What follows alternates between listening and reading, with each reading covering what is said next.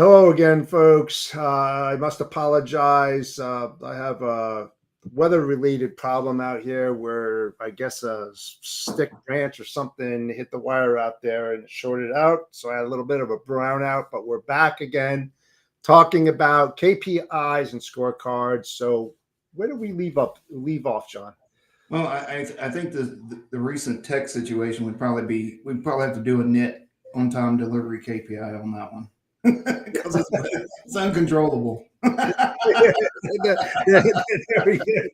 There we go.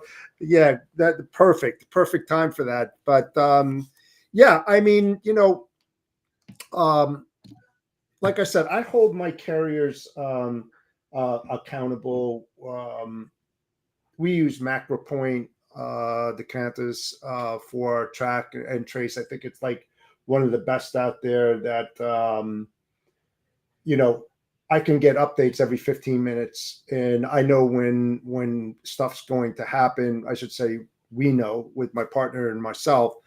But sometimes when things happen, like I've literally had a power unit burn right to the ground in Arizona last year, and I got a phone call, and it's just like, hey, this is one of the best excuses I guess I can use, but I had to tell them it's like I don't know when this is going to deliver right now. All I know, I've got a burned out unit on some freaking highway in Arizona.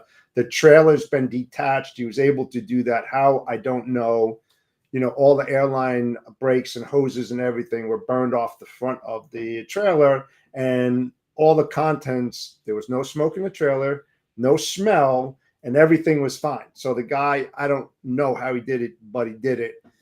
And I was able to repower it, get it swung in 7 hours back on the road, and there's only less than a day degradation.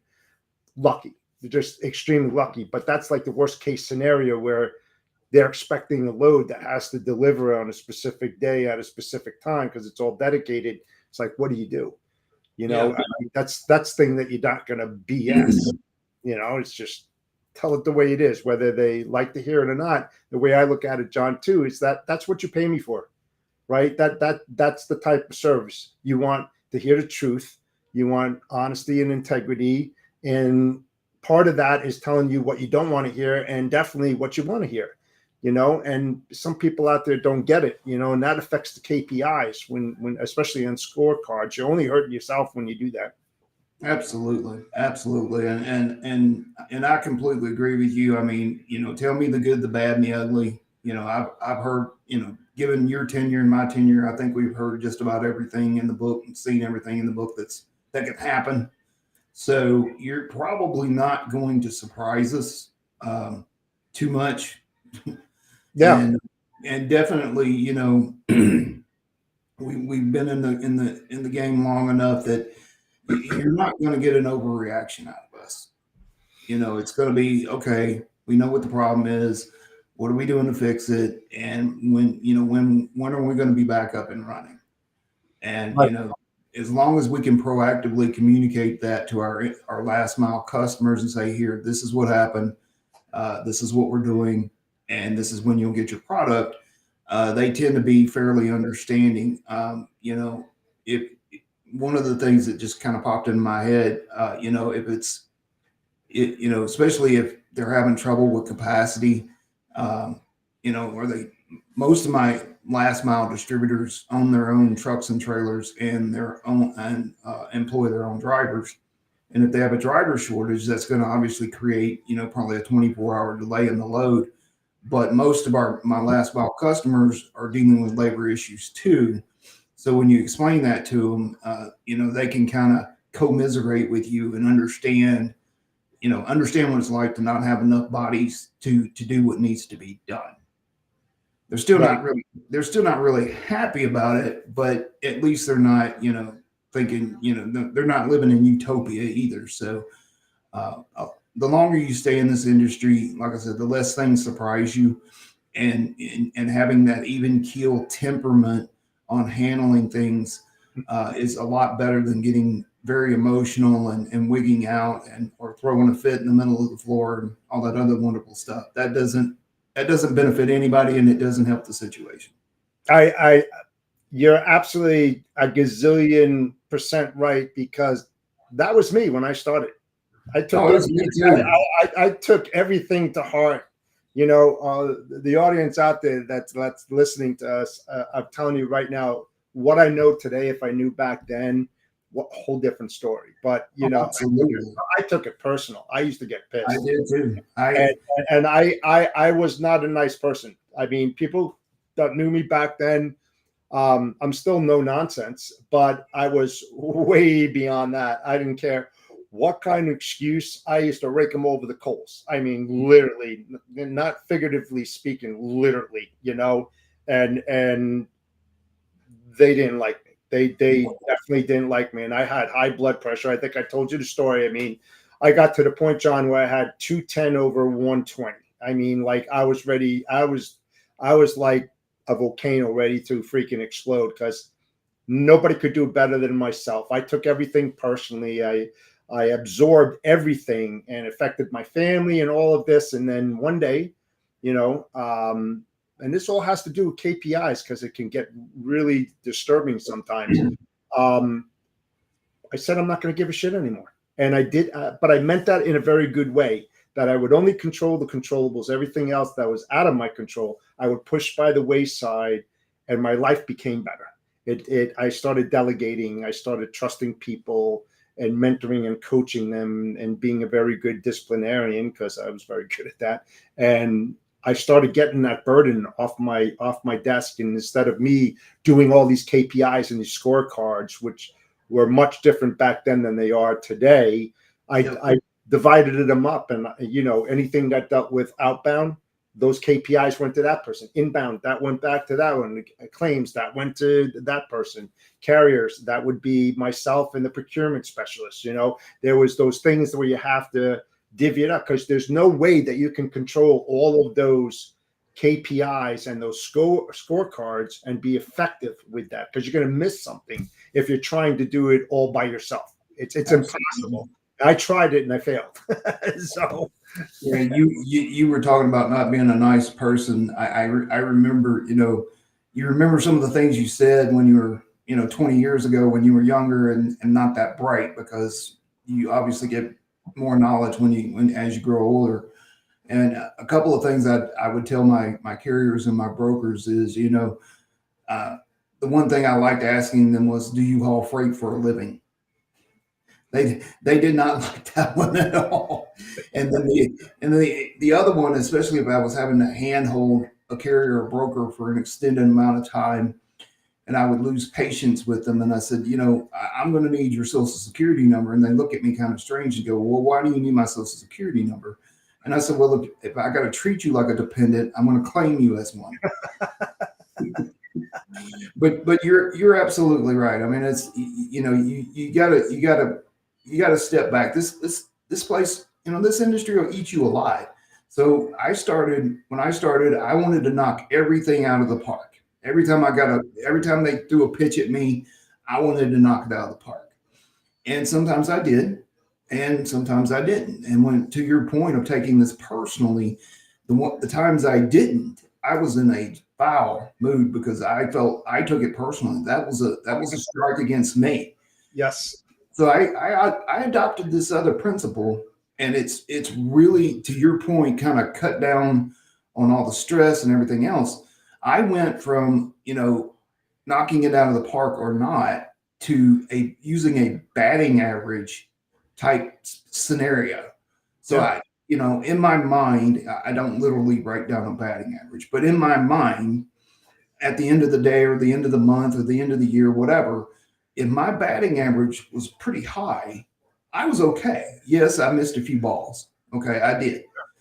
But at the end of the day, if my batting average was respectable, then I provided the right amount of value that I could, because to your point, those balls that got missed are uncontrollable most times, and you just can't take it personally.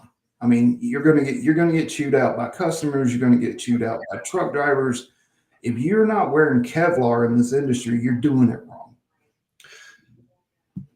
Well said. I mean, it's like, listen, I'm an abnormality that I still have hair on my head, literally, because, I've seen, especially with these KPIs, you have to do a gulp sometimes when you have to go up to your VPs and your managers and stuff like that when things are failing on both sides.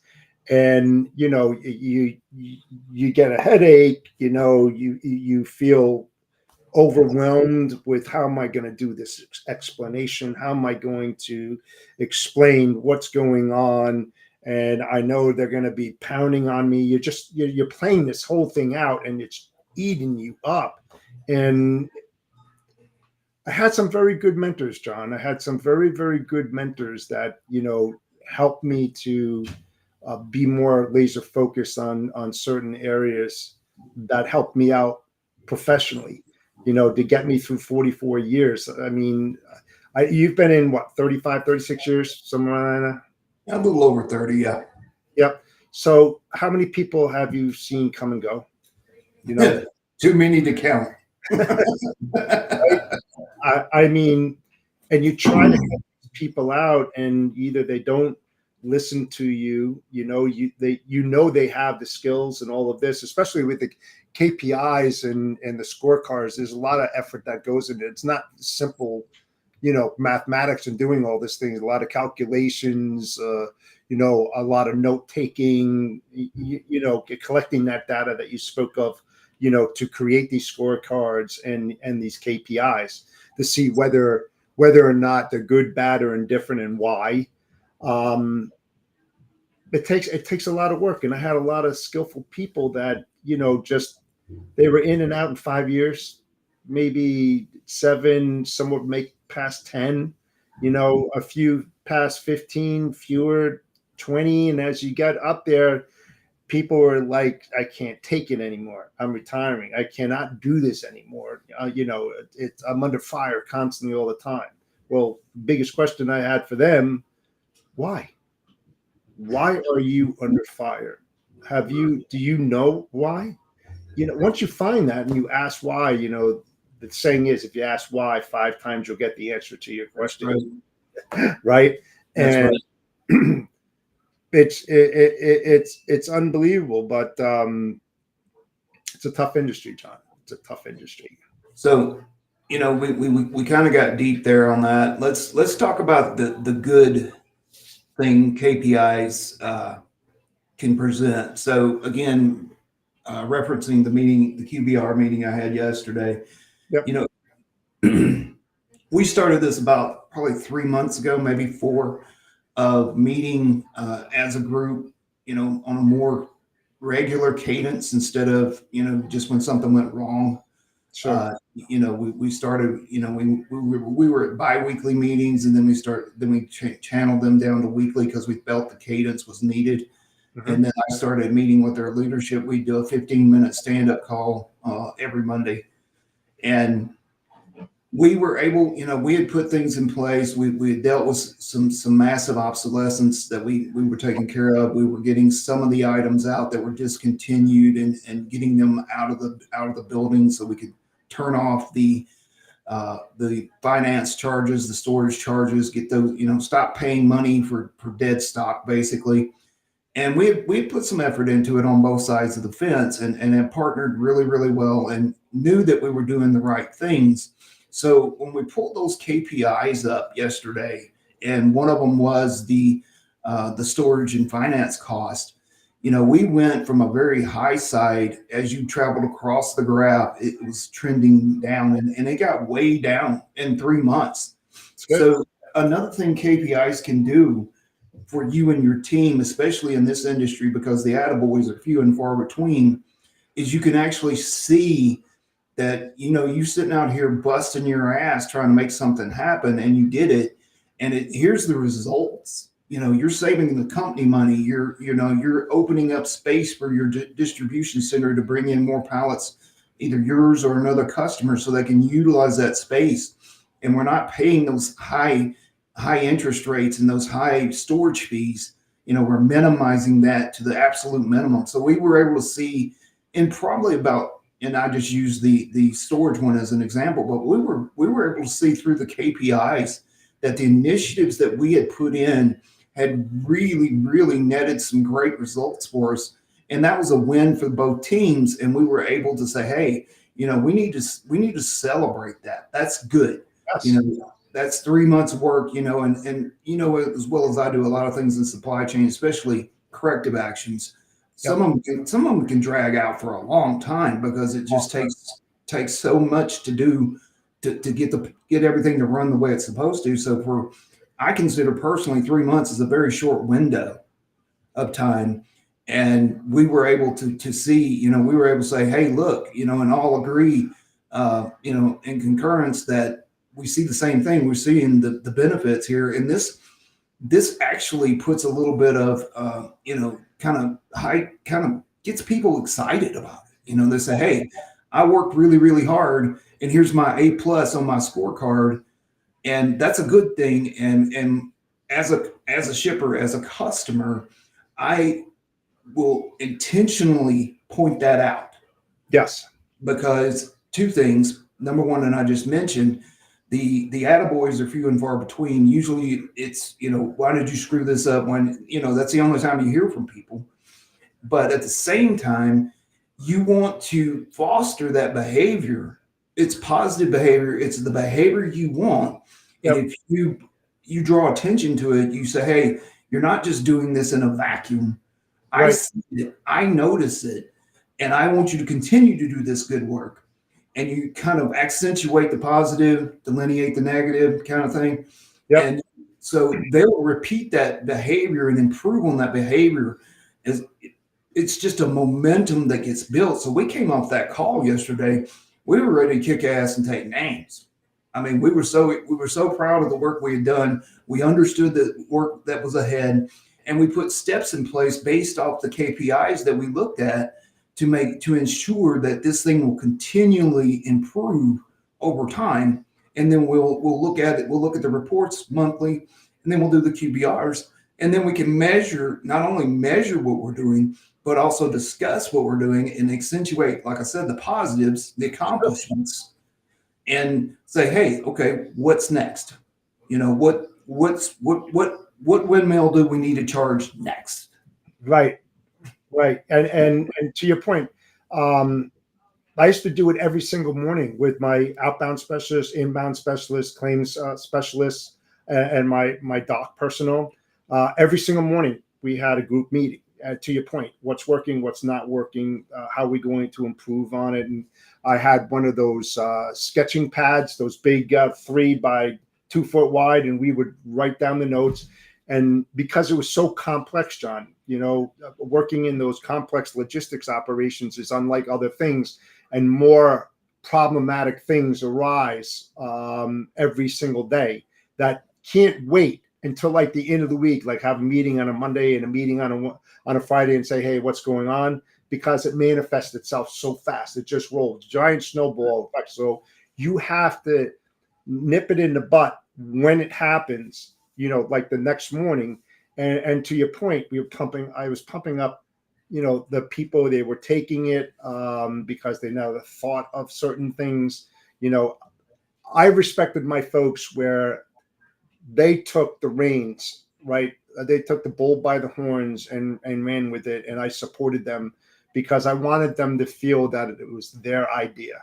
When people feel that it's their idea, they're going to work harder on it than if you create what they need to do and say, it's my way, work my way. I don't care. Here's the problem. Get the solution. I don't care how you do it. Get to the solution. This is how we have to work together in order to make that happen. Very important with the KPIs and scorecards as well. Here's the problem. Yeah, because in the green room, we talked about one KPI affects another area of logistics operations, the trickle down effect, and it rolls and snowballs itself because it's like on-time delivery. Well, if to your point, what you said earlier, you have trucks that are waiting for that product where you're going to either inventory it really quick, put it on your final mile trucks and get it out there. If they can't get out there and those customers are waiting for that, like restaurants, whatever, right? It backs it up. And now you've got double the amount of work for the next day because they only accept inbound freight between 8 and 12 noon, Monday through Friday or whatever. Now you got to double that up, and now they don't have the product, and it just manifests itself. So always nip it in the butt. Don't wait. Be more proactive than reactive to a situation. Absolutely. And another thing, if we have a big issue or a big project or anything like that, what I would call, we have a team set up where it's kind of a war room type situation, right? When you bring your KPIs to the war room, because as a team, you go, okay, here's KPIs, here's the negative areas that we need to address. Then collectively, as a team, how do we address this? And you get that collaborative effort from your staff. And honestly, the people who are doing the job every day are going to be the most knowledgeable. So you can sit back and kind of listen and learn and understand some of the challenges they're facing. And then 9 times out of 10, they'll come up with a solve that's better than anything you ever could have thought of sitting in an office somewhere. Right. And because they're in the trenches every day, John. They're the ones they know what works and what doesn't. And if you don't listen to them, then you're shooting yourself in the foot. So yes, as a leader, absolutely, because you as a leader have to give credit where credit is due. Leaders feel there's a lot of them out there. Trust me, a lot of them that it was my idea. Yeah, I put that in place. No, it was John's idea. I brought John into the mix. He's my outbound specialist, and he thought of this wonderful idea. So we tried it, and it worked fantastic. So all these improvements that you're seeing out there, that was John who did that. Some people can't do that though. They can't give credit where credit is due. It's very difficult for them. You always do that. Otherwise, it's a hindrance to you. It's a hindrance to your team. And again, going back to fostering that positive behavior, if you tell your boss that, hey, to your point, John put this process in place and he's running the hell out of it, and we're seeing great results in our KPIs, and that's why you're seeing these results in the KPIs. And then let's say your boss is out walking the floor the next day or the day after, and John's out there, and he goes up and said, hey man, I heard you put something in place and it's really kicking some ass and taking some things. And I just want to say, hey, we recognize that and we appreciate that. Again, accentuating that positive. If John is looking to move up the ranks and he's got an interview with your boss or whatever, your boss will remember those times that John kicked ass and took names and said, hey, we need to put this guy in a more influential position. Absolutely. So that he can do greater good for the company, and not giving your employees credit will hinder that. And I can tell you right now, especially the younger generations, if there's not a way or a path to move up, they're going to go find a company there is one. Yes. And you can lose some very top talent to your competition if you don't take some of these soft skills into play. And claiming credit for something somebody else did is just it's not effective. I mean, it's one of the worst things you could do. Yeah, and you're only as good as the people that you hire, right? Absolutely. And we had a thing called MAP, Management Assessment Program. To your point, that I would pick out a person that was above average, that was doing well beyond the call of duty, and I knew that if I mentored and coached him, he or she would level up.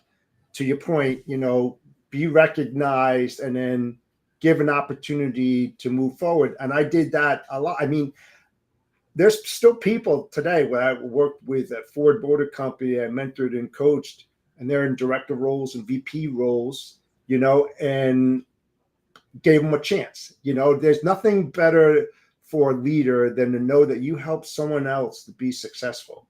There's nothing better in the whole world, and a lot of these things started with KPIs and scorecarding, because every single logistics operation out there has that. And when you delegate these KPIs, like I said earlier, and give it to the appropriate person who's in charge of that, and they knock it out or they add to it, and make it even better than what it is. And you see these outrageous responses in a positive nature, and instead of going negative, it goes positive. Kudos to you. You did the right thing. Absolutely. And the opposite of that is not good either. So, and these managers and bosses, when you throw your own team or one of your employees under the bus to save your hide, it's a direct reflection on you because you hired that person. You take it. You hired that person. And if you're throwing them under the bus, you're telling senior leadership, hey, I made a bad hire and that's on me. So I don't do that either. I mean, even if they did do something, we'll deal with it offline, in a private area, and we'll just take it. I mean, that's part of your responsibility as a leader. You got to take the hits, and Yes. and then you go back and fix the hit and put processes in place to make sure the hit never happens again. But it's up to the buck stops with you. Always. Always.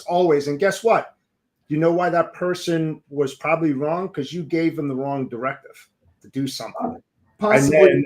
And then all of a sudden shit hits the fan, and it's like you go into CYA, and it's like, no. We tried this. I told John to go and do this. I thought it was the right path to take. And unfortunately, it wasn't his fault. It was my fault because I'm the one that told him to go and do that because I thought it was a good idea. And it was a real bad idea, but I took the risk, and I'll take the blame on that. But he had nothing to do with it. Or they're green in the job, which everybody's green in a job at one point or another. Yes, and they just made a mistake, and I usually will tell my boss, I said, look, we did X, Y, Z. This individual who's been with us a couple of weeks or a couple of months didn't know that there was a catch to it, and it got it kind of bit us. But we're going to we're going to coach this individual, we're going to train this individual, and this individual is going to learn from this mistake and know what to do in the future. Sometimes you just got to learn by experience. I mean, it's painful, but you can't learn. There's no way in the world you're going to learn everything by wisdom. Okay. You want to learn as much by wisdom as you possibly can because it's a whole lot less painful. Yes. But there's going to be times that it's just going to be, you're going to have to learn, you're going to have to go through hell and get out on the other side and figure out how to get the hell out of your life. and you hope you're breathing on the other side. But it's just like, one of the worst things that are out there when things go wrong is when you get a PIP. You know what a PIP is, right? Mm-mm. Personal improvement plan. Oh, PIP. Yeah, I thought you said PIP. Yeah, PIP. Like you get on that, you're toast. I mean, it's just a matter of time. So that's the most detrimental thing that you can do to an employee. If you have to get to that point to go that, you shouldn't even have to do that. You should have been able to fix that problem before initializing such a thing. And there's been a lot of people that got that kind of stuff. It's like, no. That's the wrong way to address problems, and it's a shame to your point, Absolutely. Well, brother, we're at the top of the hour. Yes, absolutely. I'm really sorry, folks out there. Things happen, it's live. It's not recorded. But like any good logistics guys, we were able to figure it out, fix it, and get back online. So it's all good.